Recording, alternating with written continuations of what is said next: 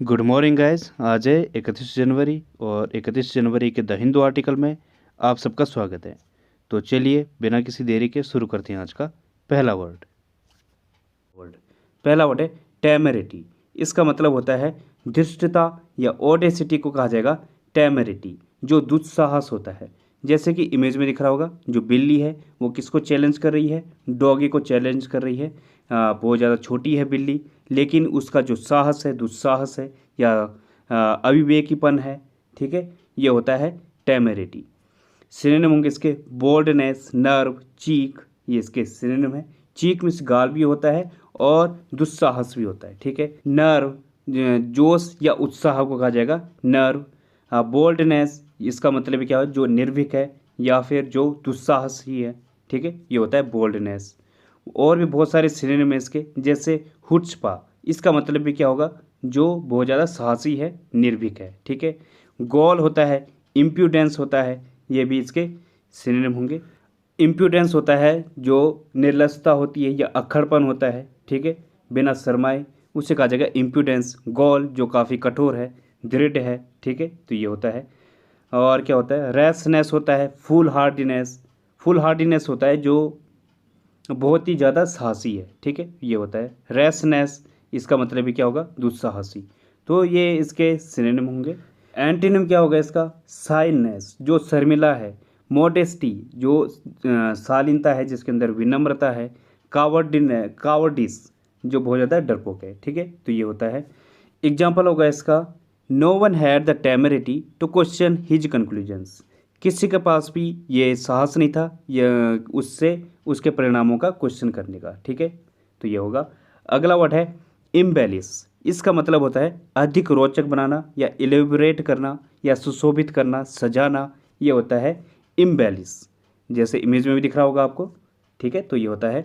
Synonym होंगे इसके embroider, exaggerate, decorate, ये इसके सिनोनिम होंगे। एम्ब्रॉयडर सजाने को कहा जाता है या फिर नमक मिर्च लगाकर उसको अच्छा करना, ये होता है। और भी इसके सिनोनिम हैं, जैसे गार्निश होगा, किसी को अच्छा सजाना। पॉलिश करना, वार्निश, ये भी इसके सिनोनिम होंगे। स्प्रूस होता है एक, इसका मतलब भी क्या होता है? सजाना। ऑर्नामेंट, एडर्न, ये भी इसके सिनोनिम होंगे। श्रृंगार करने को कहा जाएगा या सजने धजने को कहा जाता है एडर्न और ऑर्नामेंट।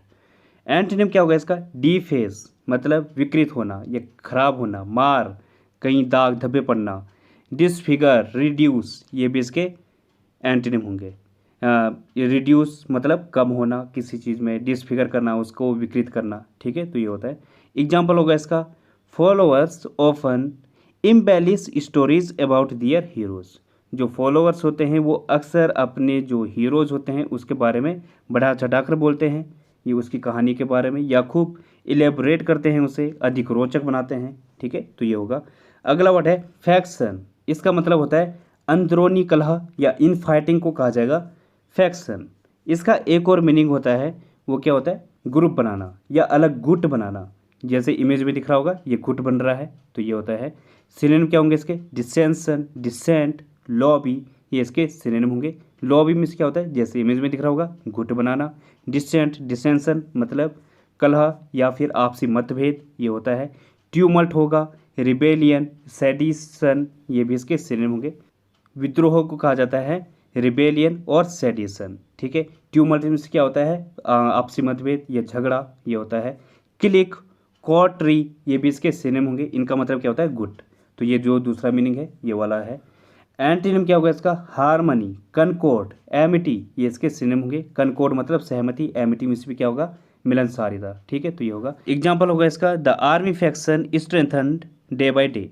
आर्मी का जो गुट है वो दिन प्रतिदिन मजबूत होता गया, तो ये होगा। अगला वर्ड है डेस्परेट। इसका मतलब होता है निराशाजनक या डिस्पेयरिंग को कहा जाएगा डेस्परेट। डिस्पेयरिंग क्या होता है?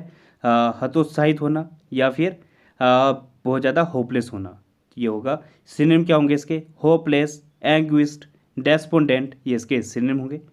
एंग्विस्ड मीन्स क्या होता है? व्याकुल होना। डेस्पोंडेंट हतोत्साहित होना, तो ये इसके सिनोनिम है। इसका एक और मीनिंग होता है, वो क्या होता है? ईगरली किसी चीज़ का इंतज़ार करना। जैसे कि इमेज में दिख रहा होगा, काफ़ी उत्सुकता से ये किसका फ़ोन इंतज़ार कर रहा है? फ़ोन के रिंग का, तो ये भी एक सेंस देगा। इसे जो है, जो ये डेस्परेट है, इसे डिस्परेट से कंफ्यूज मत करना। डिस्परेट क्या होता है? जो भिन्न होता है, डिफरेंट होता है, उसे कहा जाएगा डिस्परेट। तो सिर्फ डी आई का अंतर है, बाकी सेम है, ठीक है, तो उससे कंफ्यूज मत करना। इसके कुछ और सिनोनिम होंगे, जैसे डिमोरलाइज करना किसी को, डिजेक्टेड करना, फॉरलॉर्न किसी को निस्सहाय छोड़ना, एब्जेक्ट दयनीयता को कहा जाएगा। तो ये भी इसके नियर बाय सिनोनिम होंगे। एंटोनिम क्या होगा इसका? ऑप्टिमिस्टिक, चीयरफुल, कंपोज्ड, एक्सटेटिक, ये इसके एंटोनिम होंगे। एक्सटेटिक मतलब जो परमानंद में है, ठीक है। कंपोज्ड में इसमें क्या होगा? जो अपने अपने आप में है, धैर्य है जिसके अंदर, ठीक है, वो होगा अपने आप में खुश है। चेयरफुल और मतलब जो बहुत ज़्यादा खुश है। ऑप्टिमिस्टिक आशावान को कहा जाएगा। तो ये इसके एंटोनिम है। एग्जाम्पल होगा इसका, as the supply of food ran out people became desperate. जैसे ही जो फूड है, जो खाना है, वो ख़त्म हो गया, रेन आउट मतलब ख़त्म होना, तो जो लोग हैं वो क्या है? निराश होने हो गए, ठीक है, तो ये होगा। अगला वर्ड है सेटबैक। इसका मतलब क्या होता है? रुकावट या प्रॉब्लम को कहा जाएगा सेटबैक। इमेज में दिख रहा होगा, सेट और बैक मतलब जो पीछे खींचे किसी चीज़ को, रुकावट पैदा करे, वो होता है सेटबैक। सिनोनिम क्या होंगे इसके? डिफ़िकल्टी, इश्यू, चेक, ये इसके सिनोनिम होंगे। चेक मतलब किसी को चारों तरफ से घेर लेना या उसको रोकना। आपने चेकमेट देखा होगा चेस में, उसमें भी क्या होता है? घेर लेने को कहा जाएगा। तो किसी को रोकना या चारों तरफ से बंद करना, ये होता है। कुछ और सिनोनिम इसके, जैसे रिबफ करना, किसी को डांटना या उसको रोकना। वहमी एक अच्छा सिनोनिम है इसका। वहमी में भी क्या होगा?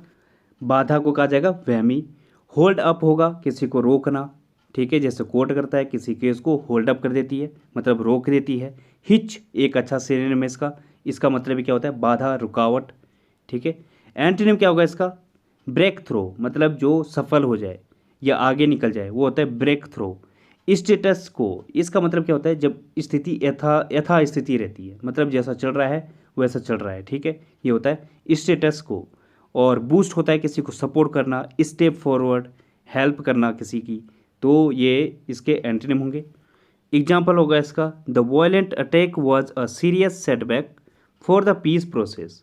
जो ये घातक आक्रमण था, ये जो पीस प्रोसेस है उसके लिए एक सेटबैक थी, रुकावट थी या बाधा थी, ठीक है, तो ये होगा।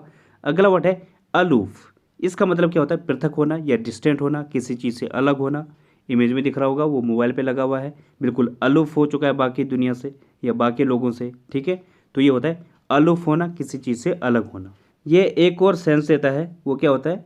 इनडिफरेंट होना, मतलब जो अगर आप इसको आवाज़ दोगे तो ये इनडिफरेंट हो जाएगा, इनरिस्पॉन्सिव हो जाएगा, कोई रिस्पॉन्स नहीं देगा, तो ये भी एक सेंस देगा, ठीक है, तो ये भी आप ध्यान रखना। एक्चुअली गाइस, जो मैं आपको ये पूरे सेंस बताता हूँ इसके, कि इसके ये सेंस निकल रहे हैं, एक्चुअली ये प्रॉब्लम कहाँ पे आएगी? जब आप क्लो टेस्ट करोगे या फिर जब आप फिल इन द ब्लैंक्स करोगे, उसमें ये प्रॉब्लम ज़्यादातर दिखती है, ठीक है, क्योंकि अगर आपको पूरा मीनिंग नहीं मालूम उसका, उसके सेंस नहीं पता, उसके बहुत सारे सिनोनिम्स नहीं मालूम आपको, तो क्लोज टेस्ट आप कर नहीं पाओगे, क्योंकि आपने एक ही रटा हुआ है, जैसे कि बाकी यूट्यूबर्स करते हैं।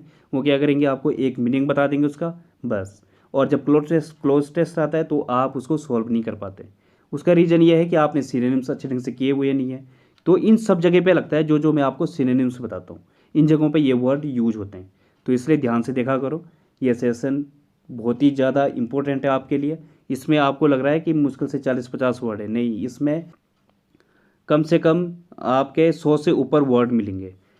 एक एक साइड में 20-20, 30-30 वर्ड निकलते हैं, ठीक है, तो ध्यान देना इस पर, ऐसा सेशन आपको मिलेगा नहीं। अब देखते हैं इसके सिनोनिम। एक दूसरा मीनिंग आपको बता दिया मैंने, जो किसी चीज़ की परवाह ना करे, इनडिफरेंट हो, ठीक है, अनफ्रेंडली हो, अनरिस्पॉन्सिव हो, ठीक है, तो ये भी एक सेंस देगा, तो 2 मीनिंग देगा। इसके कुछ और सिनोनिम होंगे, जैसे स्टैंड ऑफिस। इसका भी मतलब क्या होता है? जो गैर मिलनसार है, मतलब जिसको मिलना पसंद नहीं है, अकेला रहना पसंद है, तो ये भी इसका एक सिनोनिम होगा, स्टैंड ऑफिस। और इसका एंटोनिम क्या होगा? फैमिलियर, जिसको जो मिलनसारिता है, सोशिएबल है, ठीक है, सिंपैथेटिक है, जो एक तो क्या हो गया? इनडिफरेंट हो गया, जिस पर कोई फ़र्क नहीं पड़ रहा है, दूसरी तरफ सिंपैथेटिक, जिसको फर्क पड़ता है, ठीक है। ग्रेगेरियस होगा, इसका मतलब क्या होता है? मिलनसारिता को कहा जाएगा, जो काफ़ी फ्रेंडली है, ठीक है, तो ये इसके एंटोनिम होंगे। एग्जाम्पल होगा इसका, never stand aloof from the masses. लोगों से दूर होकर या अलग रहकर मत रहो। ठीक है, तो ये होगा। तो गाइस अगला वर्ड है प्रोडिजियस। इसका मतलब होता है बहुत बड़ा या विशाल को कहा जाएगा प्रोडिजियस, जो इनॉर्मस है, जैसे ये इमेज में दिख रहा होगा, जो समुद्र होता है काफ़ी बड़ा होता है, विशाल होता है, उसमें रहने वाले जीव भी काफ़ी बड़े बड़े होते हैं, विशाल होते हैं या बहुत बड़ी संख्या में होते हैं। तो ये होता है प्रोडिजियस, जो बहुत बड़ी संख्या में है या जो विशाल है, ज़बरदस्त है, शानदार है। सिनोनिम क्या होंगे इसके? ह्यूज, कोलोसल, ट्रेमेंडस, ये इसके सिनोनिम होंगे। ट्रेमेंडस मतलब जो ज़बरदस्त है, शानदार है। कोलोसल बहुत बड़ी संख्या में है या विशाल है। ठीक है, तो ये होगा। और भी बहुत सारे सिनोनिम इसके, जैसे जियांट होगा जो बहुत बड़ा आकार का है, मैसिव बहुत बड़ी संख्या में है, जो वास्ट, इमेंस, मैमथ, मैमथ मतलब जो विशालकाय है, स्टूपेंडस, इसका मतलब क्या होता है? जो बहुत बड़ी संख्या में है या फिर ज़बरदस्त है, ये होता है। और क्या होगा? गाइगेंटिक होगा जो बहुत बड़ा है, मॉन्स्ट्रस टाइप का है। ठीक है, तो ये होगा। इमेजरेबल होगा जिसे मेजर नहीं किया जा सकता, तो ये सारे होंगे इमेंस।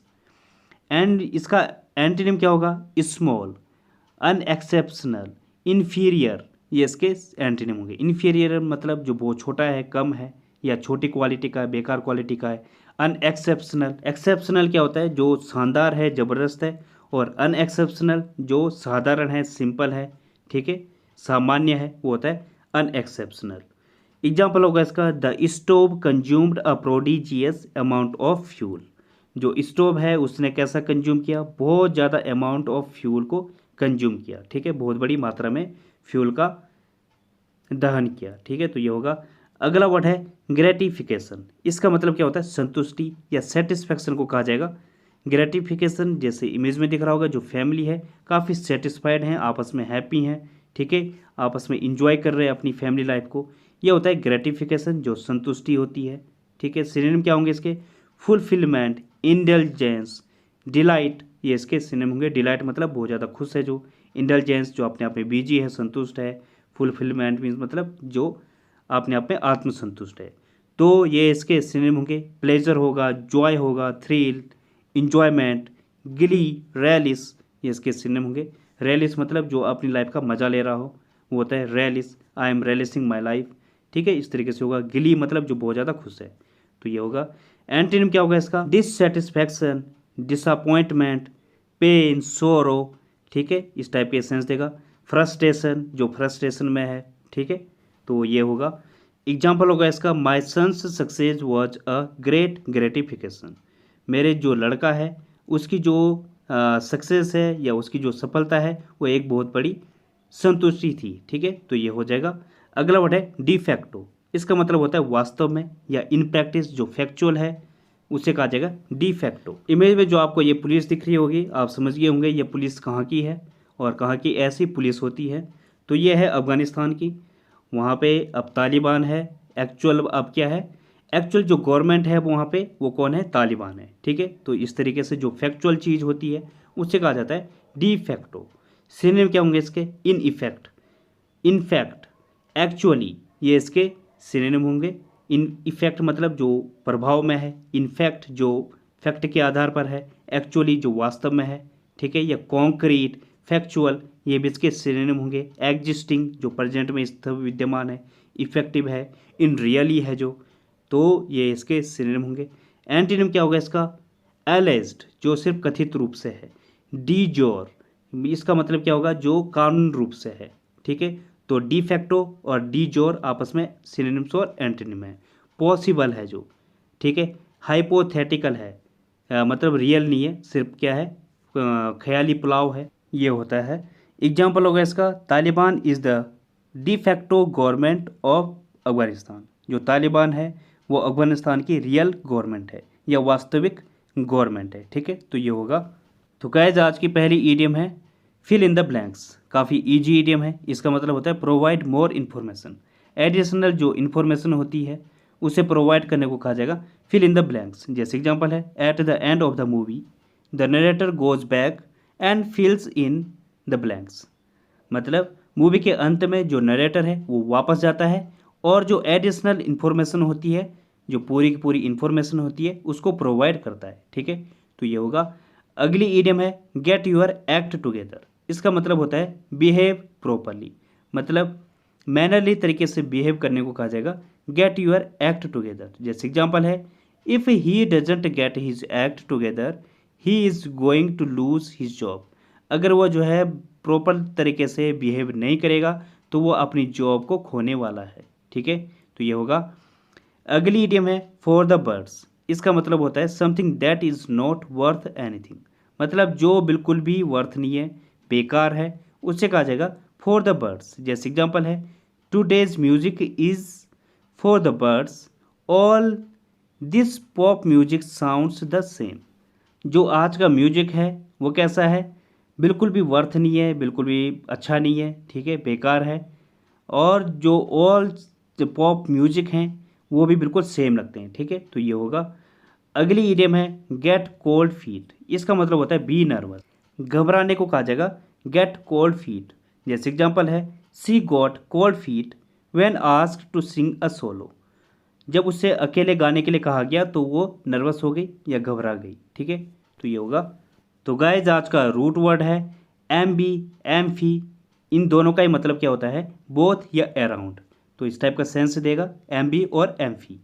अब देखते हैं इससे रिलेटेड वर्ड। जैसे एम्बिगुअस, इसका मतलब क्या हो जाएगा, अनक्लियर या जो पजलिंग हो, डूबियस हो, उसे कहा जाएगा एम्बिगुअस। जो अस्पष्ट है या संदिग्ध है, डूबियस मतलब जो संदिग्ध है, जो कन्फ्यूजिंग है, पजलिंग मतलब कन्फ्यूजिंग। तो ये इसके सिनोनिम में है एम्बिगुअस के। ठीक है, अगला वर्ड है एम्बियंट। इसका मतलब क्या होता है, इन्वायरमेंट, जो परिवेश है, ठीक है, उसे कहा जाएगा एम्बियंट।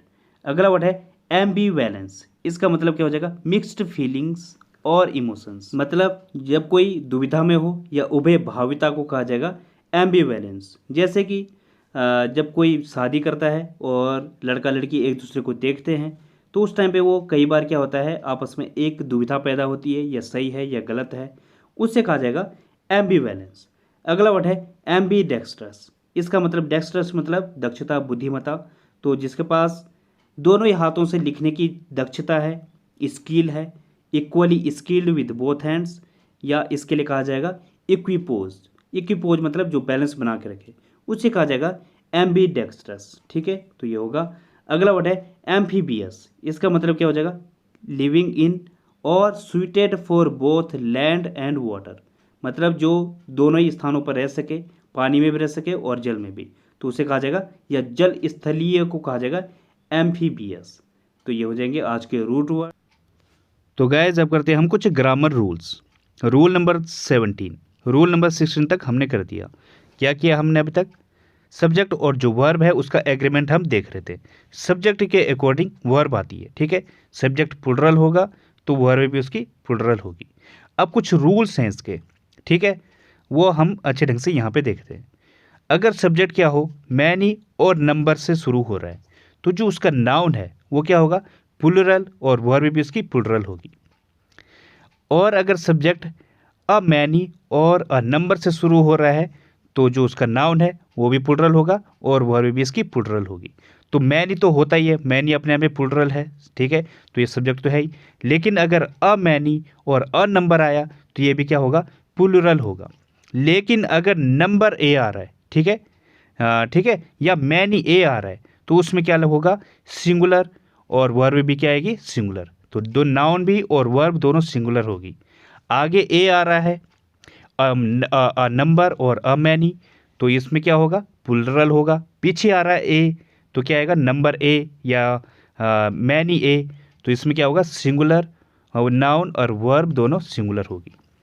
और अगर सब्जेक्ट द मैनी और द नंबर से आ रहा हो तो हम उसमें क्या करेंगे, नाउन और वर्ब दोनों सिंगुलर होगी।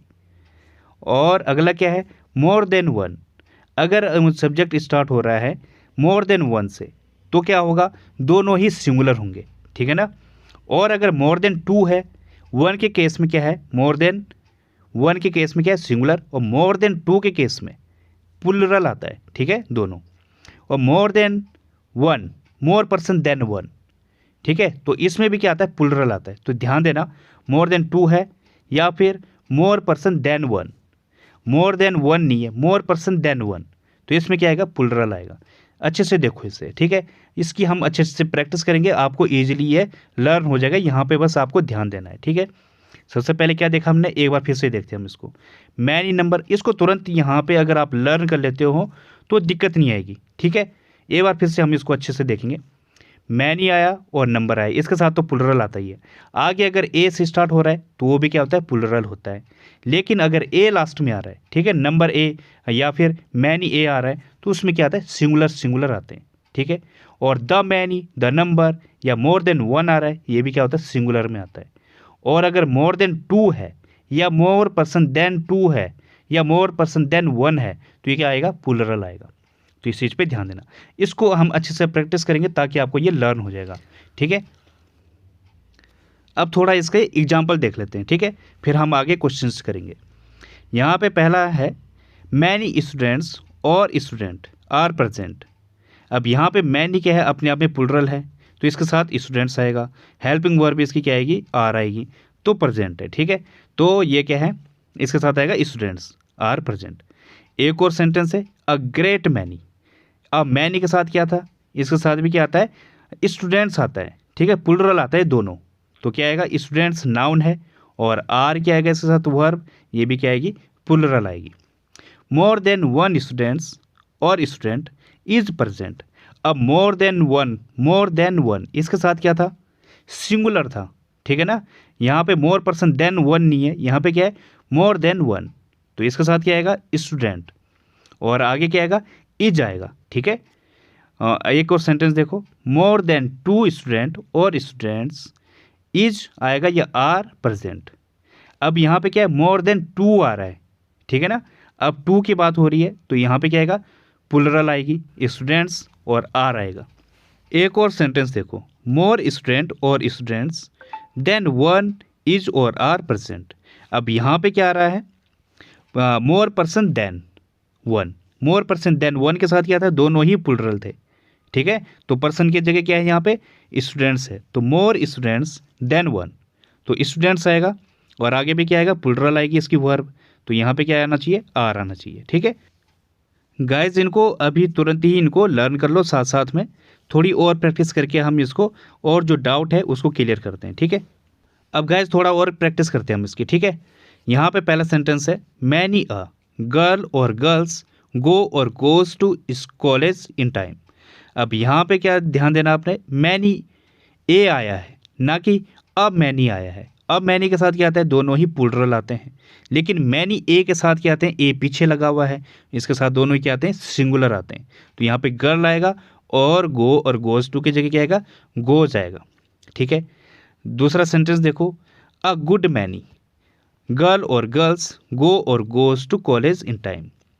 अब यहाँ पे क्या आ गया, आगे आ गया, ठीक है, अ गुड मैनी। तो यहाँ पे क्या आएगा, आगे ए आ गया तो इसके जगह क्या आएगा, गर्ल्स आएगा और गोज और गो में से क्या आएगा, गो आएगा। तीसरा सेंटेंस देखो, many a man have come to India from Canada to live here permanently. अब यहाँ पे क्या ध्यान दोगे आप, मैनी ए आया है, ठीक है ना। तो इसके साथ क्या आता है, पीछे आया है ए, इसके साथ आता है सिंगुलर, तो इसके साथ क्या आना चाहिए, यहाँ पे हैव लग गया तो आपको ये हैव हटाना पड़ेगा और यहाँ पे क्या लिखना पड़ेगा, हैज़, ठीक है। एक और सेंटेंस देखो, a great many student have been declared successful. यहाँ पे आपको एरर फाइंड करनी है, ये आप मुझे कमेंट बॉक्स में लिखोगे, ठीक है। अच्छे से देखो कहाँ पे एरर है और ये कमेंट बॉक्स में लिखो। गाइज आप बिल्कुल भी सपोर्ट नहीं करते हो, ना लाइक करते हो और ना इसे कहीं ना आपको लोग कमेंट करते हो, शेयर तो क्या करोगे आप, ठीक है। तो आपके सपोर्ट के बिना ये चैनल ग्रो नहीं हो पाएगा। तो प्लीज़ यार मेरी रिक्वेस्ट है आप लोगों से, कमेंट किया करो, साथ में शेयर कर सकते हो तो शेयर किया करो, ठीक है। लाइक तो ज़रूर कर दिया करो, उसमें आपका कुछ भी नहीं जाता है। तो इतनी मेरी आपसे रिक्वेस्ट है, इतना कर लिया करो, थोड़ा इतना भी मिलेगा बहुत है, ठीक है। तो गाइज आज के लिए बस इतना ही, थैंक यू, धन्यवाद। मिलते हैं कल की वीडियो में, और कल की वीडियो मत भूलना, ये मिस मत करना, ये काफ़ी इंपॉर्टेंट रूल्स हैं, ठीक है। और इसको डेली रेगुलरली देखा करो, तब जाके आपके माइंड में फिट होगा, ठीक है। अभी आपने इतना देखा यहाँ पे, इसी के आगे जब बढ़ेगा तो ये जो पीछे के हैं ये क्लियर होते रहेंगे, साथ साथ में रिपीटेशन होती रहती है। ठीक है, तो आपको डेली ये जो क्लास है, ये जो सेशन है, ये आपको डेली रेगुलरली तरीके से देखनी है। तो गाइज मिलते हैं अब कल की वीडियो में। थैंक यू, धन्यवाद।